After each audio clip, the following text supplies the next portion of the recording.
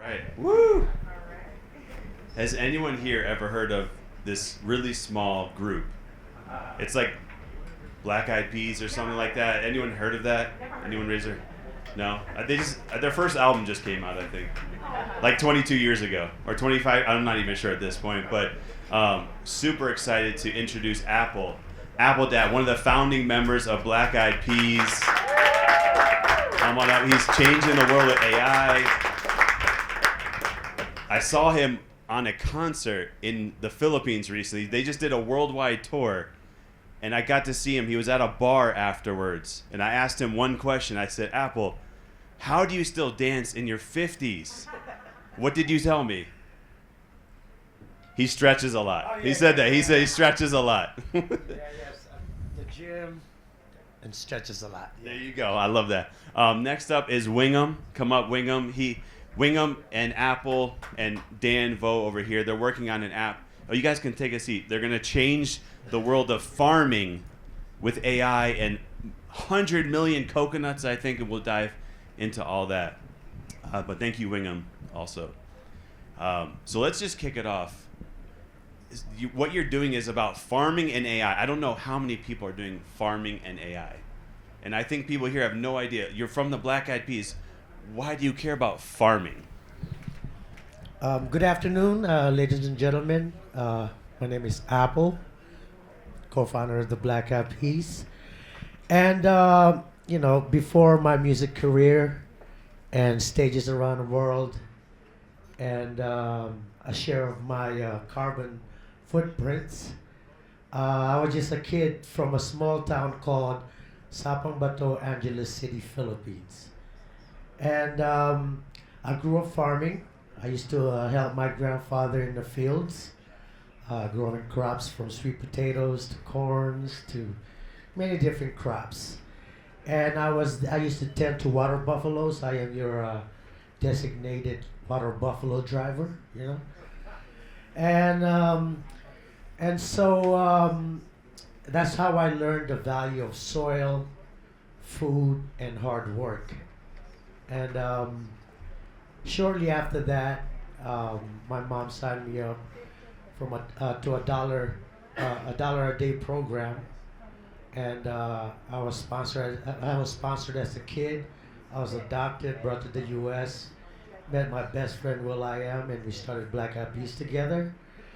And then when pandemic happened, and the last thing people wanted to do was watch concerts, and we couldn't perform on stages.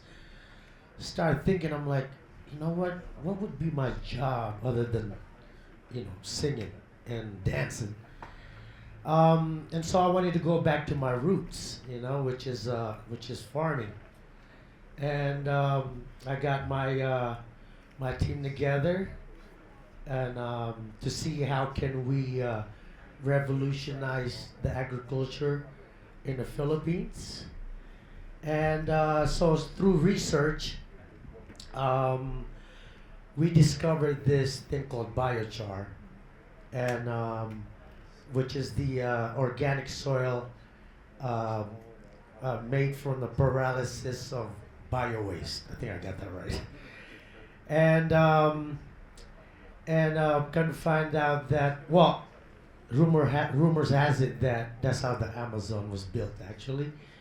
And so I wanted to spread the word and encourage farmers throughout Philippines and teach this technology, an ancient technology. And I ended up in a place called Brooks Point, south in the Philippines. And when we got there, we saw, come to find out biochar, coconut is the best source of biochar. And when we got there, we saw a bunch of coconut husks rotting on the ground, coconut shells being burnt to make space for the farmers. And to access the copra, which is the white meat in the coconut, because they couldn't store the water, they would just throw it on the ground. And then, coconut water once it ferments, it's very acidic, so it's bad for the soil. And when coconut husk rots, it turns into methane, so it's bad for the environment. And so I started working with the CPA, the Coconut, no, PCA, Philippine Coconut Association authorities, and they made me the coconut ambassador. And so, and while while working with them, um, they they uh, they taught me about the 100 million coconut trees that the whole country and the president wanted to accomplish. So I wanted to join the mission. So started a company called OMSE. Our mission to save Earth, which is one of the biggest projects in my life, to grow 100 million coconut trees in Philippines, and also food forest trees. Um, Not only to protect the environment, clean our air, feed communities, and remove carbon from the atmosphere. And so, and then through they taught me about, I guess, monocropping is also bad for the soil. So we learned about polycropping, and so we're doing coconut and cacao in between, because farmers need to eat. Um, Coconut takes about 5 years to yield, and through that we met an amazing friend, Wingham, and he taught us about moringa, and moringa is a good source for protein, and it's a big demand around the world. And it's amazing because when you grow moringa over and over again, it actually protects the soil. Compared to corns, when you after you yield a couple of times, you need to let the soil rest. And so, and then I'll let Wingham to explain about Ringa. Yeah, so one of the things that we discovered working in the space is a lot of the tribes, this is their diet, just a bag of rice for the week. And so a lot of the children that we meet and the families, the tribes, they're actually, the 3 kids on the bottom there are about 11 to 12 years old, right? And so they're stunted. And so one of our things that we wanted to provide is nutrition to them, but also food security, but also giving them education, right? And so Apple and I, we started working on how can we scale this across 7,000 islands. You can't really fly to every single island. So that came into our venture of building an agentic AI system, and how do we make it accessible, right? And then I'll let Daniel kind of open up the conversation there. Yeah, so I think most people here would say farmers probably don't adopt technology very well, and now you're talking about farmers adopting artificial intelligence and technology. Can you dive into that? Yeah, so the first thing we looked at as a group is we understood that farmers, how do we when people build AI technology right now, it's mostly for the masses that know how to use a phone or a computer. And then in my experience, I worked in Haiti and Dominican. We helped plant over 1 million trees. One of the biggest challenges I first encountered was, how do I reset everyone's password? They're always calling me to reset passwords. The second thing is, for them, when you give them a phone, it may occur that they may break something, right? However, these are our beneficiaries. These are the people that we need to impact. So when we looked at it, the first thing we did in our system is we wanted to build the OCR. So the first thing we needed to do is collect their information. And the reason why we want to collect their information is because we create a digital trust rail that whenever an organization wants to donate or impact, they need to find out who is actually receiving the money. A lot of the money actually gets stopped between the middleman or the NGO, and then we don't know who actually gets impacted. So the first thing we do with the application is we do it primarily all through OCR, computer vision, receiving their IDs, and uploading that into the system. The second part is biometric data. So we want to remove the entire needing the email, because they don't know what an email is. A lot of these islands never had a TV, right? So we use biometric data is the face ID, and then the second part is voice. So when you do factor authentication, you can actually get about 97% accuracy with the face and the voice authentication. And from there, you're able to really support the farmer without having to constantly reset everyone's password, give them the call. And the one thing that we found that was really interesting right here, I think this is the video. This is our pilot test, and it actually got frozen for a second there because the farmer he didn't open his eyes because he's very saturated, and he's kept with the phone for about 5 to 10 minutes. And for us, if an app doesn't work for us, we immediately we write it off. We're like, oh, this is a bad app. But he kept it for 5 to 10 minutes. And so I was away for a second. I came back, and I said, hey, why didn't you tell me that it didn't work? Or, why didn't you give up? Why didn't you just put the phone away? And he said, oh, the phone's talking to me right now. I'm like, wait, what do you mean the phone's talking to me? Well, it's because we actually did this whole voice, text to voice to them, so we read out everything so they know what programs are signing up in their local language. And so I just did that as like an accessibility thing, but for them, they see it as a full conversation. So the phone kept telling them, hey, bring your face closer, bring your face backwards, and he just kept trying, and then I told him, hey, you just open your eyes a little bit wider, and then they'll capture you, right? So from there, this is the voice authentication. And then now we actually have all their information, and he didn't have to actually use his fingers to type anything in. And now we actually have a rail system to go to him and provide him funding and support, which actually opened up a whole avenue of revenues.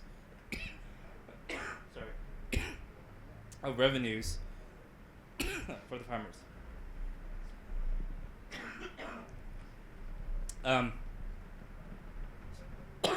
So you have his location, his information. Thanks. That's whiskey?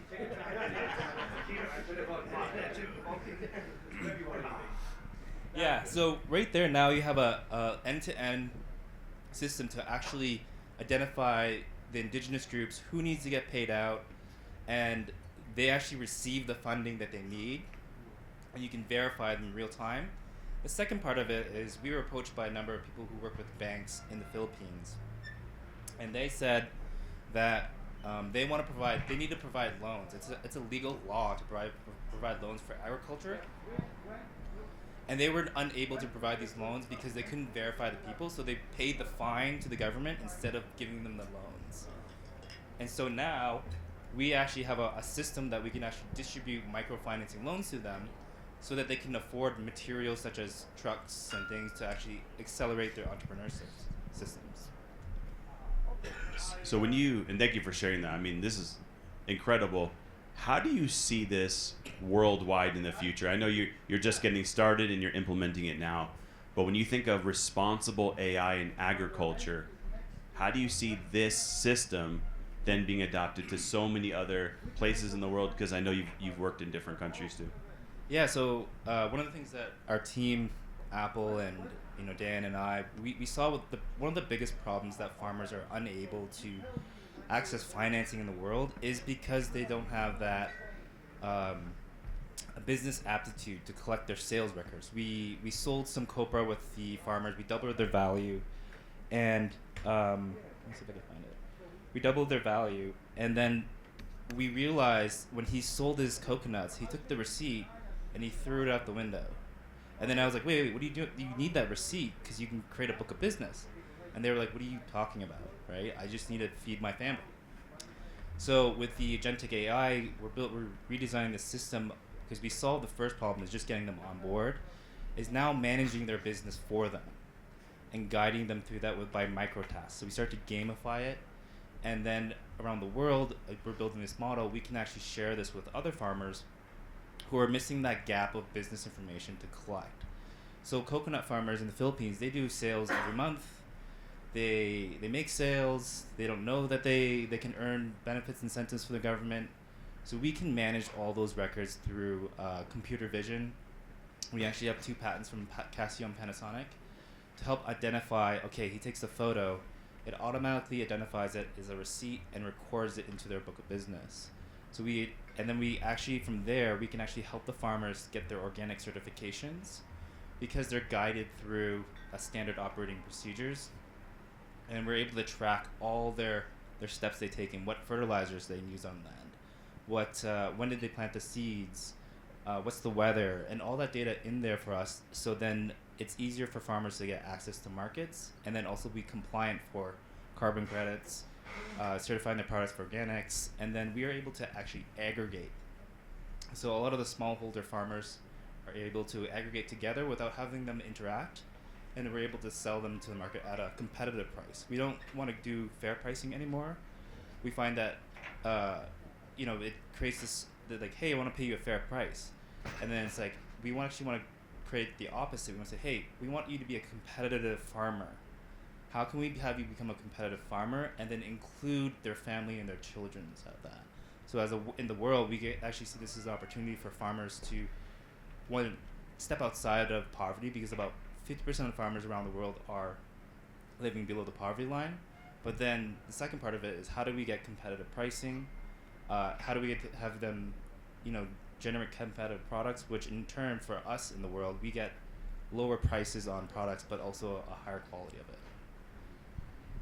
And what got me excited about AI was you could use it as a measuring system, as sensors, and you could actually record the sounds that emanating from the soil, and through that sound, you're able to see how rich the soil is and how much microorganism are in the soil. So that's kind of cool as a musician, right? To utilize AI. So, Apple, I have a question for. Did you want to add? Yeah.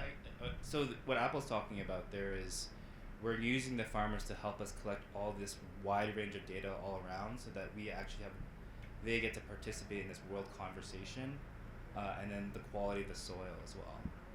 It's great because we think machines are replacing farmers, and I don't think a lot of people want to be a farmer. But if you make a farmer have a legitimate business, you can provide them capital. Maybe more people will be inclined to be farmers. Apple, you mentioned that this is you said the biggest thing in your life. I think most people would say, they would look at your life and say the success you've had is something that they would strive for, which would be the biggest thing they would do. Why do you say that now, that this is so important to you? Well, these are my people. I grew up as a farmer, and I live that life. I know how it is to be hungry, and right now, there's a lot of food insecurity going on in the Philippines. You see people eating from garbage cans and stuff like that. So, I really, coming from that environment, I really want to make that change. So, I was lucky enough to be a black eyed pea, so it's important for me to pay it forward and not only grow the tree of life, but also to protect the environment. So it's really important to me. So you're saying, give it up for that's what they're doing is amazing. So what you're saying is, 50 years from now you might not be around anymore. But if people could say, I remember Apple as creating the black eyed peas or helping farmers and creating this, what would you rather be remembered for? Oh wow. Could be both. Yeah, I think I'd pick both.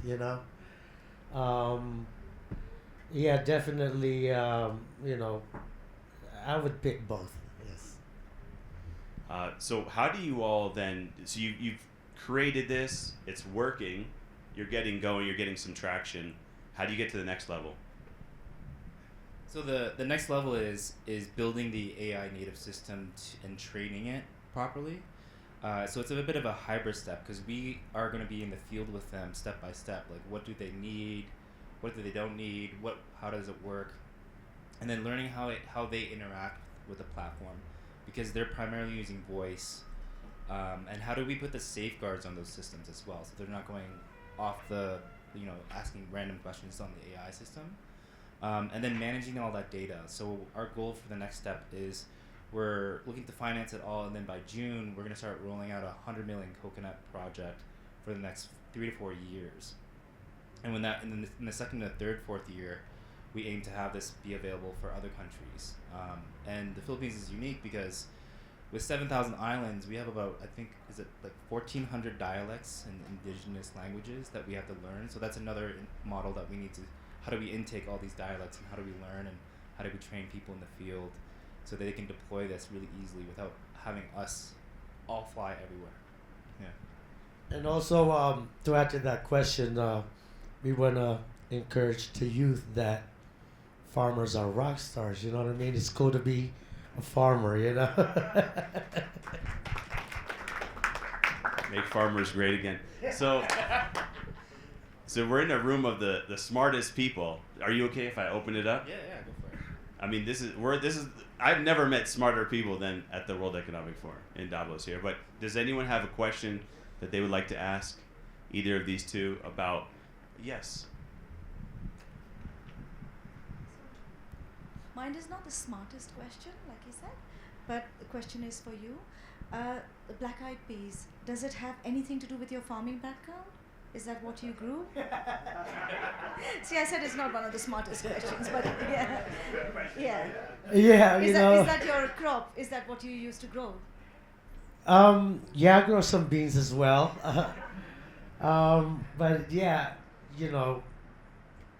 when we picked black-eyed peas as a name, we thought it was just cool. And then come to find out that black-eyed peas is in the South is cut in the beginning of the year to bring good luck throughout the whole year. So that's why black-eyed peas. Well, high in protein. What is the significance of your name? Apple Dab. What does that mean? Oh, Apple Dab. Alan Pineda Lindo from Angeles, Pampanga.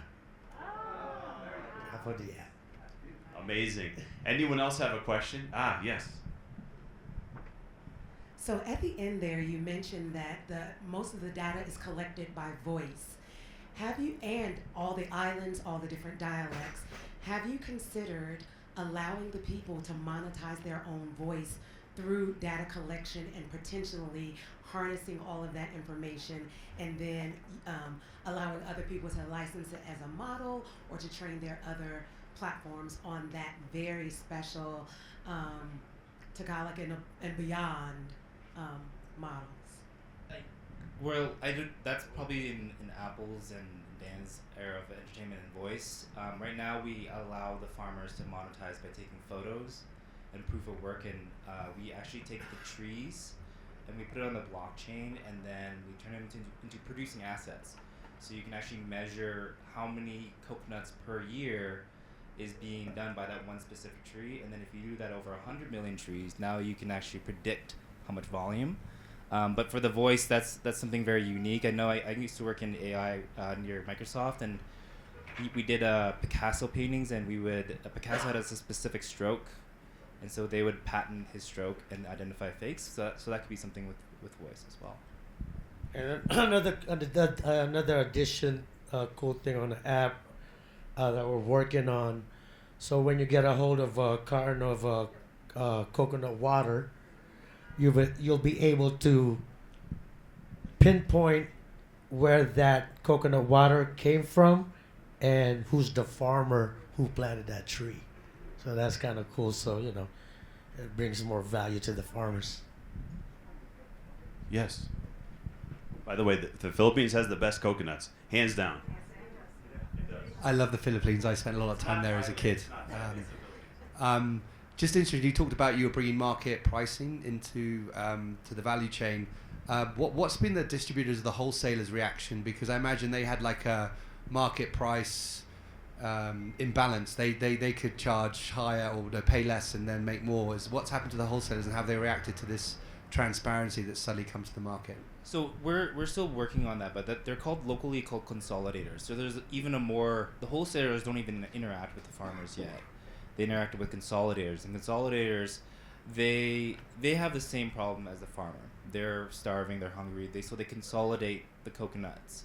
Now, obviously, what does that look like? Well, it looks like it has to become as a community approach to say, hey, look, there's other avenues of ways to make income and participate in this value chain so that the wholesaler can get a better price. But then at the same time, when we're working with the farmers and the consolidators, aggregating them together, we can actually use our market power to actually work with the wholesaler to say, hey, we can provide you this kind of quality of coconuts so that you can actually sell higher value in yours. Right now, the Philippines is the number one volume of coconut exporters. They're third in terms of value. They lose about $1 billion to Indonesia because of the quality of it, right? So our goal is to create a standardized system to make a high quality product so that the farmers, the wholesalers, everybody in the value chain wins, and nobody's doing, trying to like cut corners and here and that.